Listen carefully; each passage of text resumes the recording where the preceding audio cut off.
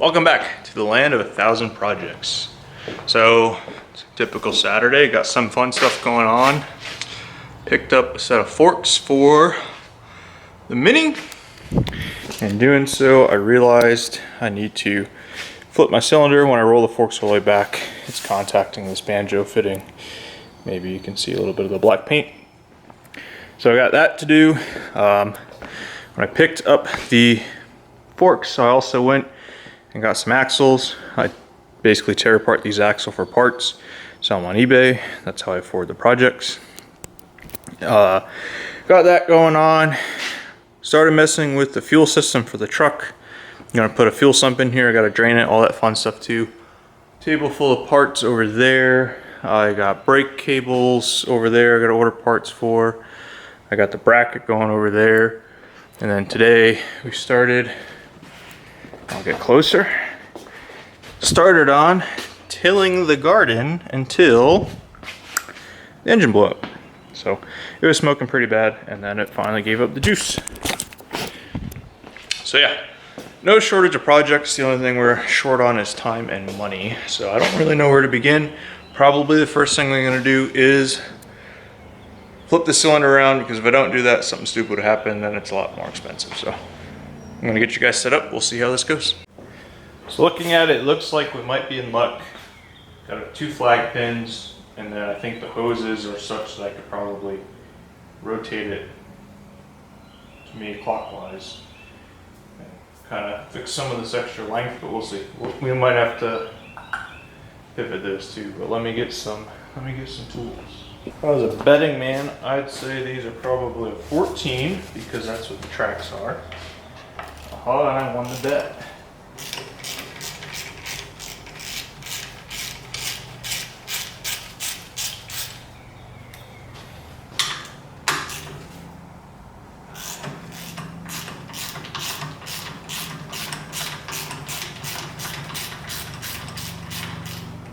I've seen on some forums where they recommend doing this from the start. Maybe this is why, I don't know. But flipping it now, hopefully everything goes smoothly. We shall see. Small point bar. Maybe we'll do this in one take, one try, who knows.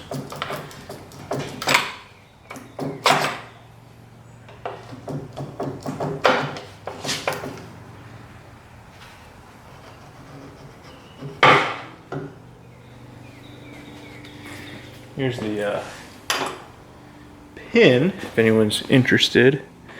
Don't really see much wear in it. This groove here, that's for the grease. If it focuses, yeah. So you can see this groove, that's for the grease. Definitely some dirt in the grease, but nothing crazy. So pretty happy about that.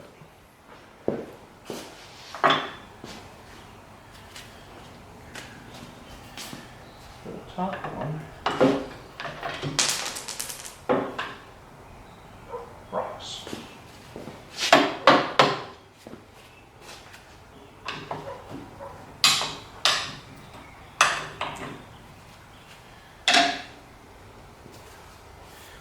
Let's get you guys closer. Apologize for the shaky camera. Try to do this without having to edit it. Top one looks pretty good. Definitely a little dirt in there. Looks like they have this weird spiral cut grease. Definitely have to loosen up the hydraulic fittings.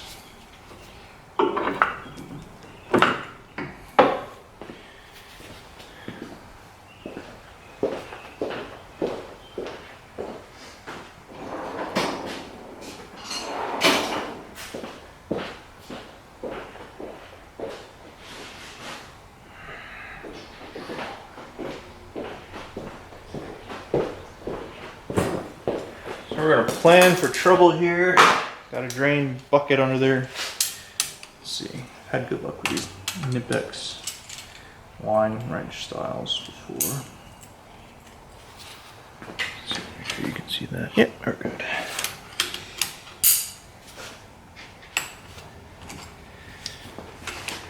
That'll do.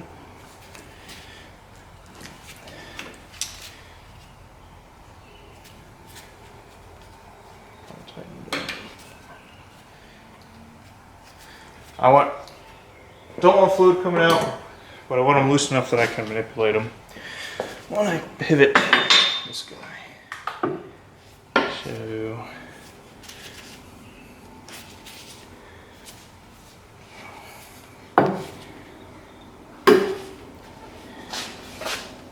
maybe if we go this way.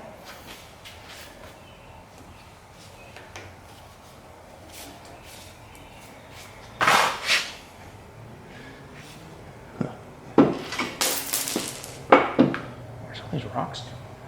I'm gonna pin down here just to take some of the weight.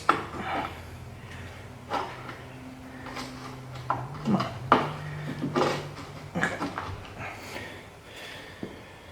Now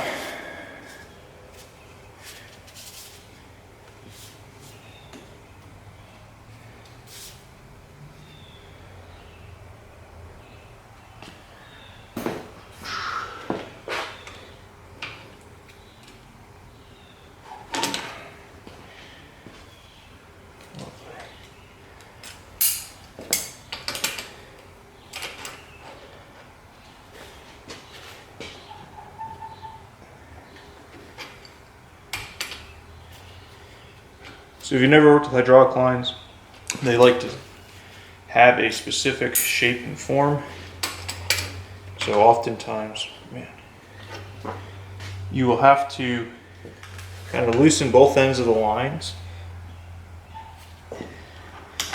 So that way you can let them take a new shape that they want. So for example, this one's all twisty turny.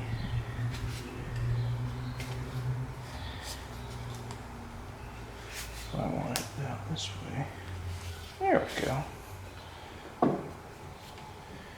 That's not too bad.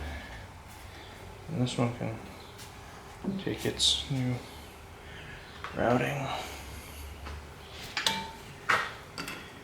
We'll snug up the fittings again.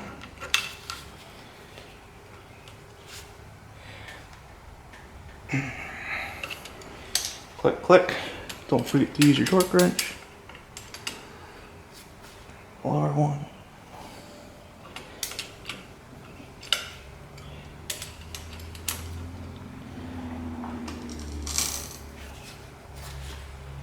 Click.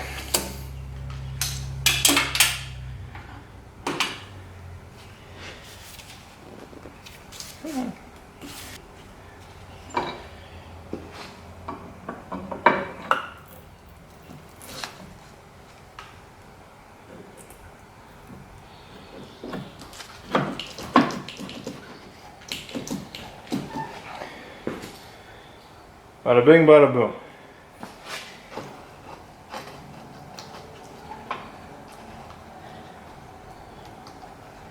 Got our pins in. That one goes up here.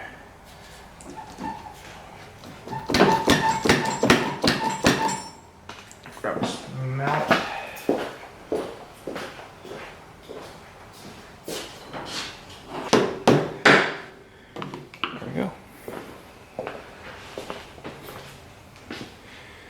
Now, I think before I throw it in there, I do have some concerns. If we come over here, look away if you're squeamish and get motion sickness. In here, if we zoom in, you can see we don't have the most clearance. It wiggles around decently good, but I have the, well, it comes with this anti-rub, so I'm really not too concerned about that. Then over here, I don't know if I can't favor the hydraulic line in a way that would be favorable, such that the line is out of the way.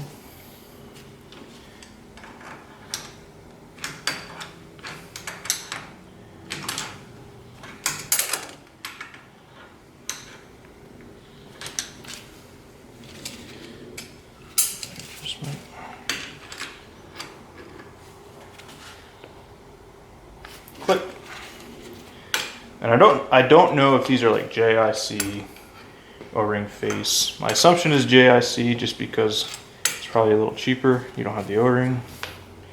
A lot of the construction stuff tends to be JIC, but at the same time, I do know it's a little bit more expensive than O-ring face. But I definitely don't think it's NPT. So let's see what it does.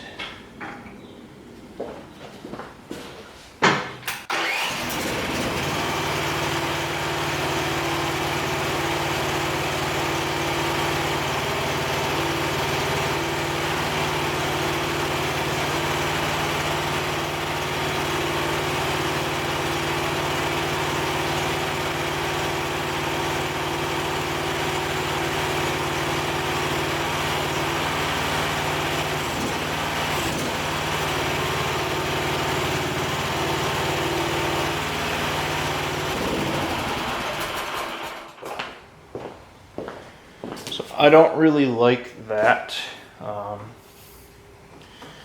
The feeling that no matter something stupid would happen. So let's try to adjust that banjo fitting and spin the line more. If I were to redo this, I would probably take I'd probably take this line and just come up a little shorter with a 90 degree. Maybe even, no, they're pretty solid. But yeah, don't love it, don't hate it though. I think it's gonna work. Now I should have all the clearance in the world for the pallet forks. Additionally, these are fragile, right? So I had some concrete on the bucket. I was really concerned about sliding back and either cutting or bending one of these fittings. So this is definitely a little bit more of a conservative, safe approach, a little more durable. And from like a serviceability standpoint, some people get all bent out of shape because, oh, you made it more difficult to work on. It's like, well, I don't know about you, but I really don't anticipate spending, you know, a couple minutes a day, every single day, working on these hydraulic lines. Now, if one blows, different story. Really not too worried about that. And at the end of the day, if it blows, you gotta take it off anyway, so it's kind of a moot point in my opinion. Funny thing is, I greased this yesterday.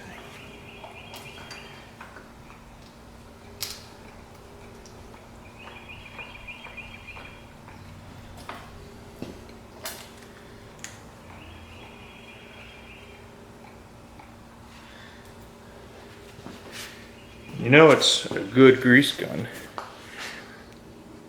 because it's a John Deere grease gun. Maybe that's why the grease didn't last very long. And yeah, if this was like a John Deere mini skid steer, we'd probably have to spend $100 to grease a tube. Sorry, $100 a tube of grease. You know, we'd probably have to call a dealer tech to come out here with a specialty wrench to undo all those things. And you know, if the battery died, we'd probably have to call them out here to update software just to clear code so it would start again. But yeah, love you John Deere boys. So yeah, that wasn't too bad. There really wasn't much time, maybe 20 minutes. I can look back at the footage. But got her flipped around. Really happy with that one. Should last, it'll be a little more protected and durable. Like I was saying earlier, I definitely think it's a better approach. Definitely something I'll add to the list of first things you must do. So, next project, I don't know, I'll probably work on dismantling all this stuff. Got to figure out an engine for this guy and take parts off of that guy. So probably these two are going to be priority over the truck. Got to get the garden in. It's that time of the year. It's almost April. And like I said, don't really have a deadline for the truck. The next big thing I got to do is look for a bed, and that's going to be pricey. So I'm going to have to sell some stuff to buy the bed. So gotta, you know, what came first, chicken or the egg? Obviously the money. So.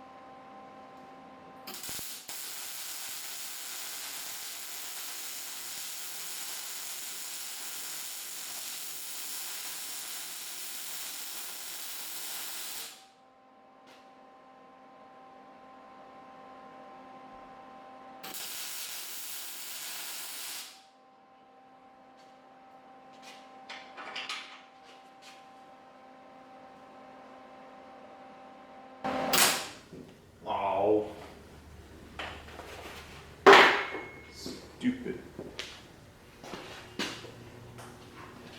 The fridge and the welder are on the same circuit. So when the fridge turns on, the welder turns off. If I was smart, I'd figure out which circuit is what and I can separate it. But who's got time for that?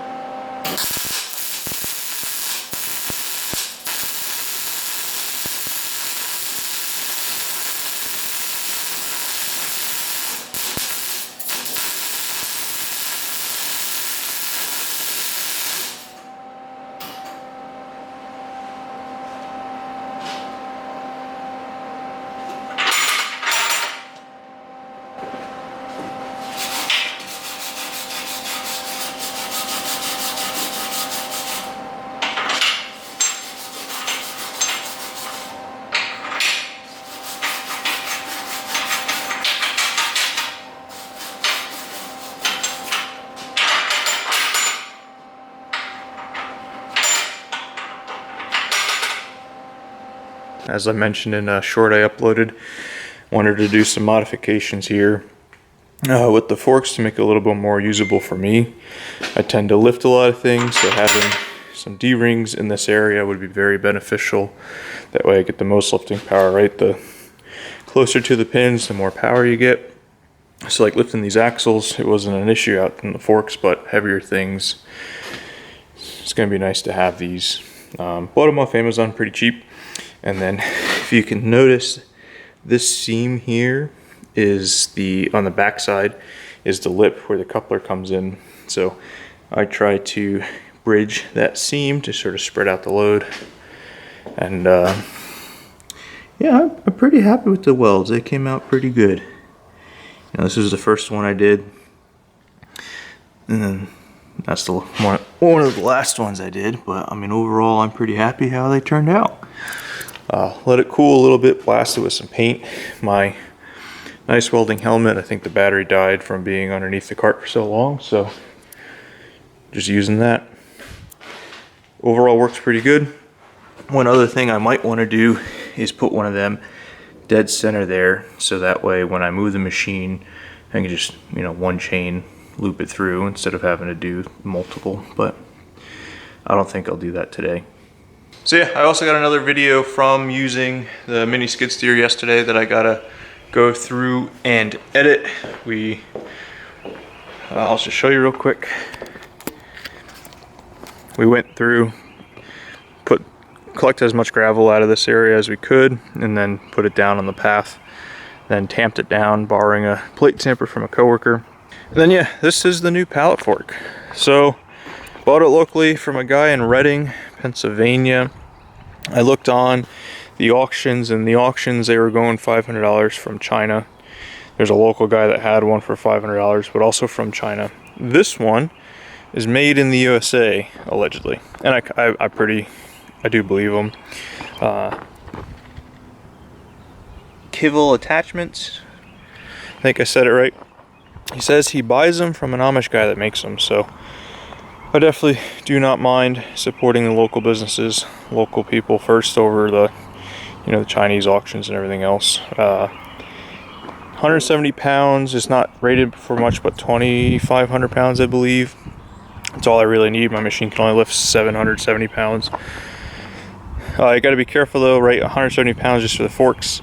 I had that pallet of tires, and they're 8-lug steel 2nd gen wheels, so they're a little heavy, and they were out on the end of the forks, and definitely the machine was tippy, so probably need to add some counterweights to it here pretty soon. But lots of attachment points to try to pull things back, rig things on. Nice backdrop. The other ones that I've seen that come up like another foot or so, I think they just look goofy, but yeah, more fun and videos to come with that. Got the little bucket there, and yeah. If you guys are still enjoying this, please like, comment, and subscribe, and as I go through the projects, I'll post them up for you guys to enjoy. So definitely notice the mini skid steer content is more enjoyable for you guys, kind of more fun for me to make too. And it's nice to have a couple projects, especially as you get into lull with one, you can kind of work on something else, and that way if you get burnt out, you can swap over. So all right, till next time, take care.